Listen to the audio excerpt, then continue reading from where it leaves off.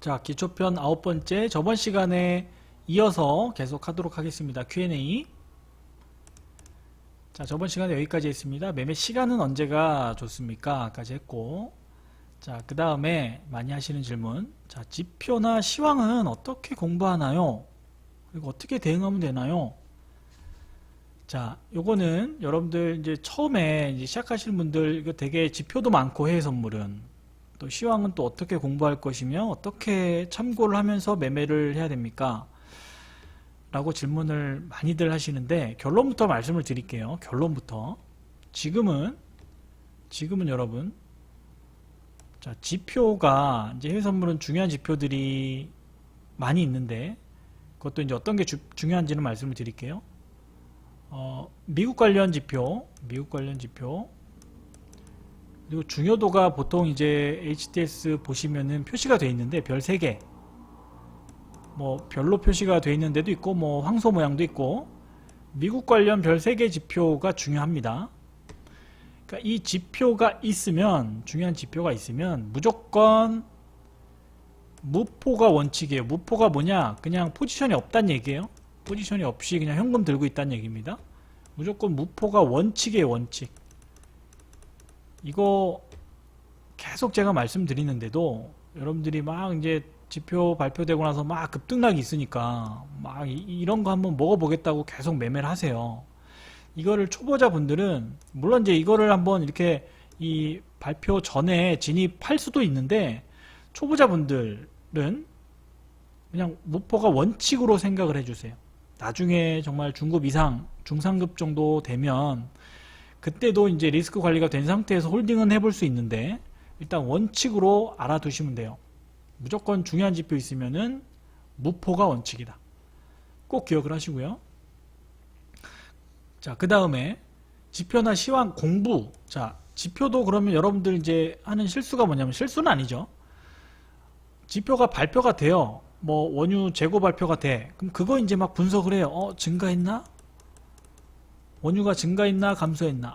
그러면 증가하면 어떻게 돼요? 가격은 떨어질 거니까 매도로 사면 되고, 감소하면 가격이 올라가니까 매수로 사면 되고, 이렇게 이제 해석을 하는데, 그러니까 틀린 건 아니지만 이게 여러분 생각대로 이렇게 준다면, 만약에 재고 발표했는데 증가했대. 그러면 그때 발표되고 나서 오일이 쭉 급나간다? 이렇게 쉽게 했어요, 매매가? 미리 증가할 거 다 세력들은 알잖아요. 미리 다 들어 올려요. 그러니까 여러분들이 증가구나. 그러면은 오일 가격 하락에 배팅하면 어떻게 돼요? 배팅하는 척하다 급등시켜 버린단 말이에요. 즉 이거를 이제 지표도 마찬가지고 시황도 마찬가지예요. 이거를 여러분들이 해석하려고 하지 마세요. 처음에는 절대로. 그러니까 이거에 당해요. 그러니까 이것도 나중에 여러분 한 상급자 되시면 그때 이제 참고하는 거지. 계속 이거를 집중하다 보면 만약에 원유 재고가 증가했대. 그래서 나는 매도 포지션 진입을 했는데 이게 만약에 내린 척하다 급등을 했어.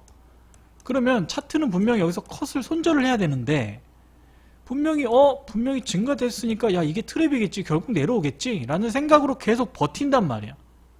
그러면 어떻게 돼요? 제가 아까 말씀드렸죠. 미리 세력들은 증가될 거 알고 다 해먹었는데 내가 뒷북 친 거야. 계속 얘는 그냥 원웨이로 계속 급등하다가 나는 이제 깡통 차버리는 거죠. 그러니까 그런 경우가 되게 많아요. 그러니까 버팅기는 거야. 이 어떤 지표나 경제 지표나 이제 시황을 먼저 여러분들이 믿고 따라가게 된단 말이에요.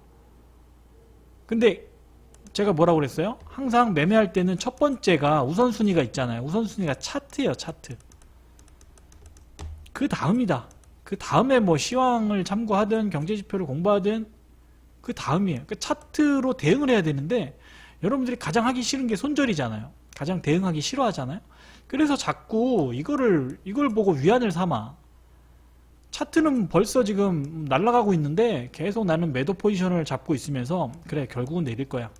쓸데없는 생각을 한단 말이야. 그래서 처음에는 절대로 이런 거를 알려고 하지 마세요.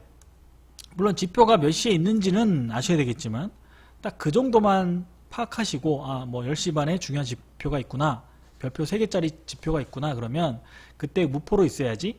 그러니까 그 정도만 지표를 활용하시고, 뭐 지표의 결과는 중요하지 않다. 지금 당장은. 시황도 마찬가지예요. 지금 당장은 중요하지 않다. 일단 여러분들은 차트에 좀 집중을 하셔야 된다. 이거 너무 중요합니다. 자, 그 다음에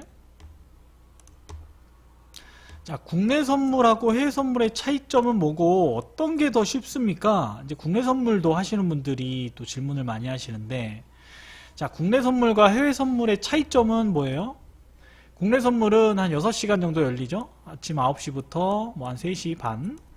해외 선물은 아까 말씀드렸죠? 뭐 23시간이니까 거의 뭐 하루 종일 열린다고 보시면 되고, 그러면 이게 시간이 짧은 게 또 긴 게 어떤 게 장단점이 있냐면, 자, 국내 선물 같은 경우는 보통 오전장, 오후장 이렇게 나눠서 볼 수가 있는데, 보통 9시에서 한 11시 요때 하고, 오후장은 뭐 1시에서 뭐 한 3시, 그러니까 요때만 좀 집중하면 돼요. 그럼 몇 시간이에요? 4시간이죠 총. 그러면 이 중간에 물론 변동성이 나올 때도 있지만, 아까 해외 선물 매매 시간 할 때 마찬가지로 보통 요렇게 요 시간대 많이 움직이더라. 그러면 이 시간대에 우리가 집중할 수 있잖아요. 나머지 시간은 좀 쉬고. 그러니까 선택을 해서 집중할 수 있는 장점이 있어요, 국내 선물은.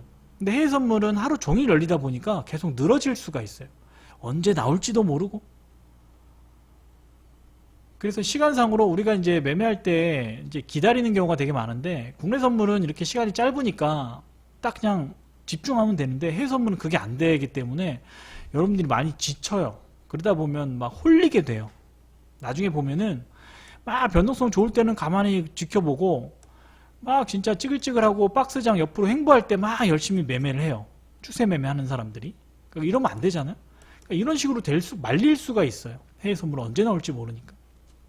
그래서 이제 그런 장단점이 있고, 또 이제 국내 선물 같은 경우는 이제 수급을 볼 수가 있죠. 근데 해외 선물은 우리가 아쉽게도 아까 제가 뭐 지표나 시황은 고려하지 마라, 당분간은.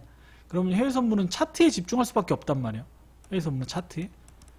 그래서 볼게 국내 선물은 차트와 수급, 뭐 또 종목도 이제 또 참고가 되고, 그러니까 그런 장점이 있는 반면에 해외 선물은 차트에만 좀 의존을 해야 된다. 그런 단점이 있다.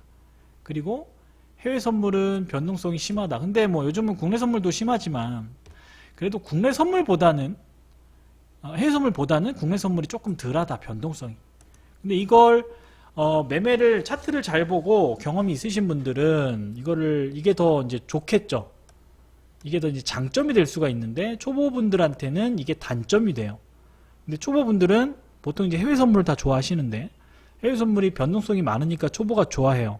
근데 오히려 반대로 생각하셔야 돼요. 초보일수록 변동성이 심한 거는 위험해요. 여러분 손실 볼 확률이 매우 높다. 최근에 또 코로나 때문에 변동성이 엄청 심하잖아요. 한번 컷하면 막 우리 한 계약에 한 번 컷하면 막 200만 원 막 이래요. 엄청나게 지금 변동성이 심하단 말이야. 근데 이제 우리는 계속 지금 수익을 내고 있지만, 초보자분들은 어때요? 잘못 건드리면 그냥 끝나버려요.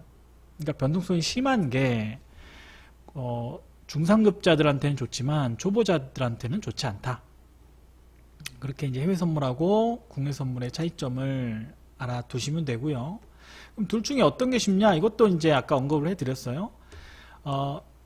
제가 볼 때는 똑같다고 보시면 돼요. 똑같다고 보시면 되는데, 그래도 초보가 하기에는 똑같아요. 뭐 국내 선물이 조금 더 쉬울 수는 있으나, 근데 이것도 지금 최근에는 뭐 변동성이 심하니까 거의 똑같다고 보시면 돼요. 즉, 여러분들이 시간 되는 종목 하시면 돼요.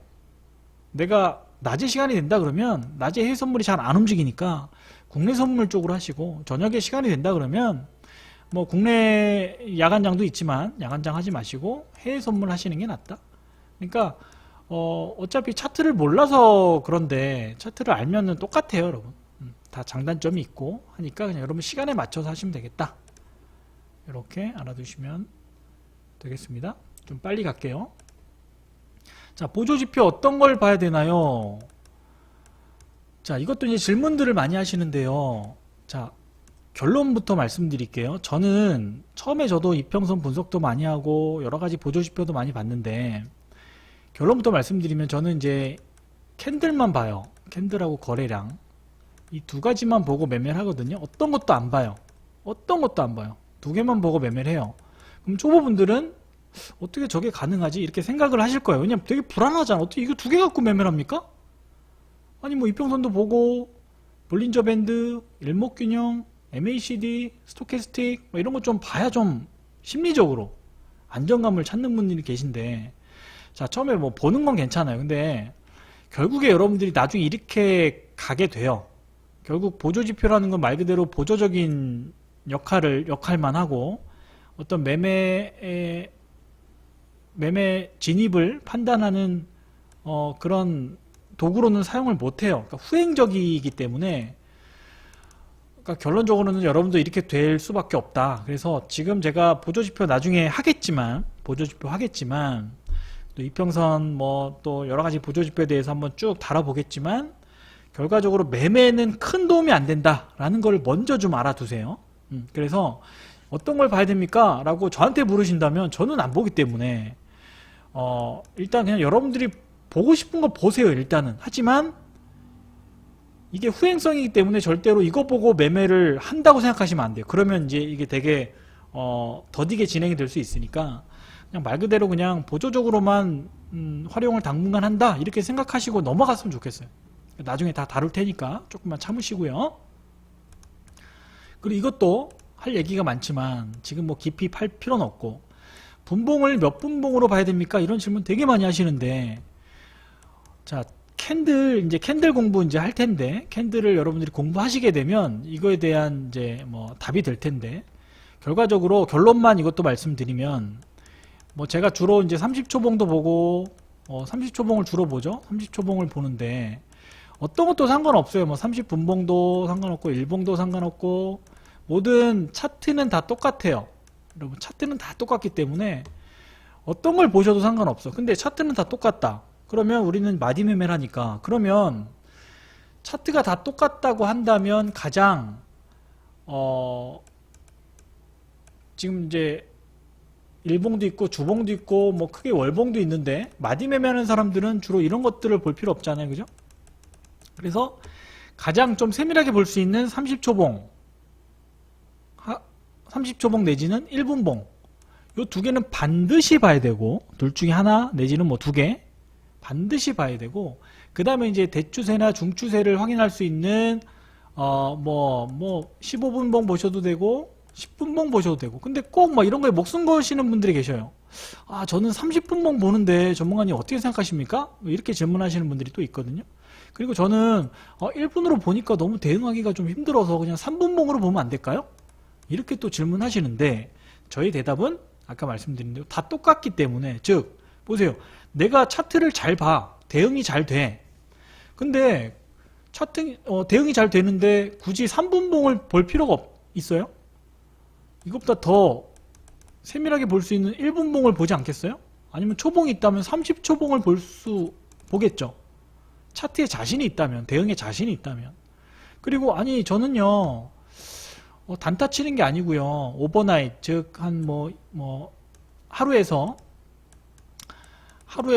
뭐 길게는 뭐 한 달까지 이런 매매를 하는데 굳이 1분봉을 볼 필요가 있나요? 그래도 보셔야 돼요. 차트를 모르니까 못 보시는 거란 말이에요. 자, 한 달을 끌고 갈 거라고 해도 타이밍을 왜 일봉에서 잡아요? 1분봉에서 잡으면 되지. 차트를 내가 잘 아는데. 그죠? 그러니까 일봉에서, 예를 들어서 일봉에서 이렇게 일봉에서 짝꿍댕이가 나와요. 그럼 일봉을 보고 들어가는 게 아니고 1분 차트로 바꿔보면 1분 차트에서 뭐 예를 들어서 뭐 이런 밥그릇 패턴이 나올 수가 있을 거 아니에요. 그럼 들어가시면 돼요. 그리고 내가 길게 볼 거지만 컷은 짧게 두고. 왜? 차트를 내가 볼 줄 아니까. 그래서 모든 분봉은 다 똑같다. 그리고 어떤 매매를 하든, 여러분들이 단타를 치든 스윙을 하든 최종 매매 선택은 1분봉을 보고, 진입할 때는 1분봉을 보고, 뭐 30초봉이 있다면 30초봉을 보고 하는 게 맞다. 그리고 나서 이게 이제 적응이 되면 여러분들이 나중에 이제 편하신 거 보시면 돼요. 편하신 거. 자, 이렇게 정리를 하고요. 자, 그 다음에 스캘핑 데이 스윙 어떤 게 좋나요? 이것도 이제 아까 뭐 잠깐 언급을 해드렸는데, 요것도 기준 뭐 스캘핑이 뭐냐면 요건 이제 초단타. 해외 선물로 따지면은 한 틱은 이제 수수료가 있으니까 보통 2틱에서 뭐 한 10틱, 그 다음에 뭐 데이라고 하면은 이제 당일 추세 보는 건데, 요건 뭐 틱수로 얘기하면은 뭐 30틱 이상이 될 것이고, 뭐 스윙은 또 더 뭐 한 100틱 이상이 될 것이고, 뭐 이런 식으로 우리가 이제 나눌 수가 있는데, 여기에 대해서 이제 여러분들이 질문도 많이 하신단 말이에요. 어떤 게 가장 좋나요? 이렇게 질문하시는데 이것도 마찬가지예요. 지금 저는 이제 마디 매매를 하는데, 이제 마디라고 하면 뭐 보통 7틱에서 뭐 30틱 요 정도라고 보는데, 일단 마디 매매가 제가 보기에는 일단 뭐 제 성향에 맞으니까 이제 마디 매매를 하는데, 여러분 성향이 이제 다 틀리잖아요. 그러니까 마디 매매를 할 필요는 없어요. 하지만 제가 지금 마디 매매로 리딩을 하기 때문에 마디 매매로 처음에 익히세요. 그러니까 다 똑같다고 말씀드렸어요. 그러니까 마디 매매를, 그러니까 스윙하는 사람들이 마디 매매 막 이렇게 샀다 팔았다 하는 게 막 싫어가지고 막 싫다고 하시는 분들이 가끔 계신데, 차트는 다 똑같다고 그랬잖아요. 그러니까 마디 매매로 여러분들이 만약에 이거를 꾸준히 수익을 내지 못한다 그러면 어떤 매매도 성공할 수가 없어요. 스윙으로 한다고 여러분 뭐 수익 낼 것 같아요? 절대 안 돼요. 차트는 다 똑같기 때문에 마디 매매로 그러니까 마디 매매로 일단 기본기를 배우시고 잃지 않는 매매를 한다 그러면 그때 여러분들이 하고 싶은 매매를 하세요.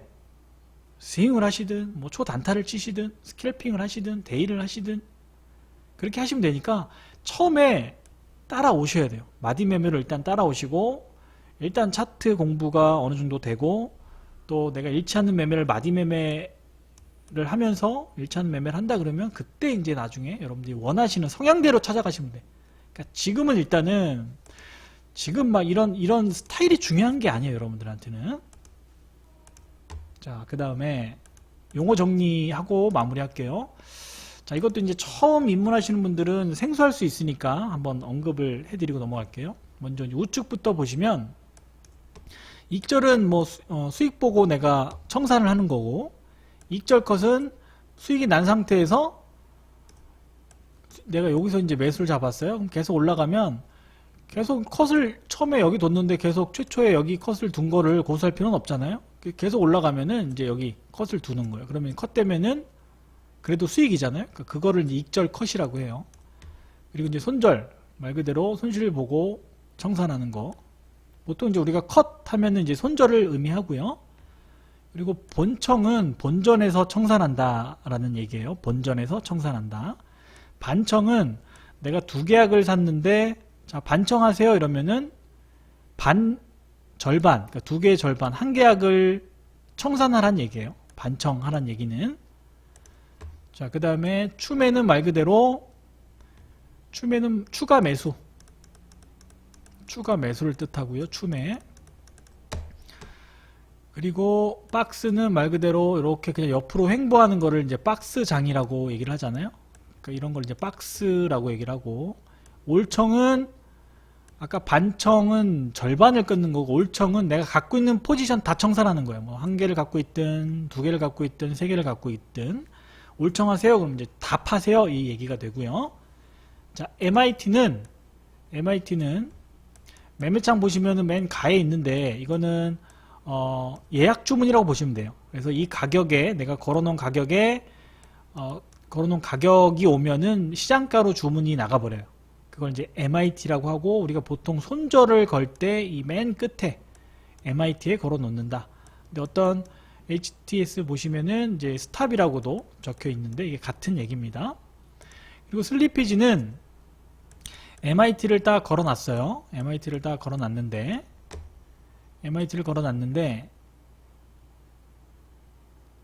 이 MIT가 이제 순간적으로 지표가 있거나 하면 급등락이 심하다고 말씀드렸어요. 그럴 때 이게 이제 예약 주문이라고 말씀드렸잖아요. 이 가격 만약에 이제 급락을 한다 그러면, 가격이 여기서 이제 급락을 쫙 하면 해외 선물 같은 경우는 순식간에 급락을 하기 때문에 여기 예약 주문을 걸어도 물량이 없어서 체결이 안 되고 뒤로 쭉 밀릴 수가 있어요. 그러니까 내가 원하는 가격은 뭐 $50에 체결을 하려고 했는데 뭐 밀려가지고 뭐 49점 뭐 90에 체결이 된다거나 뭐 80에 체결이 된다거나 그러니까 밀려버린단 말이에요. 그러니까 이거를 이제 슬리피지 현상이라고 해요. 이렇게 밀려서 체결되는 경우를 이제 슬리피지 현상이라고 한다.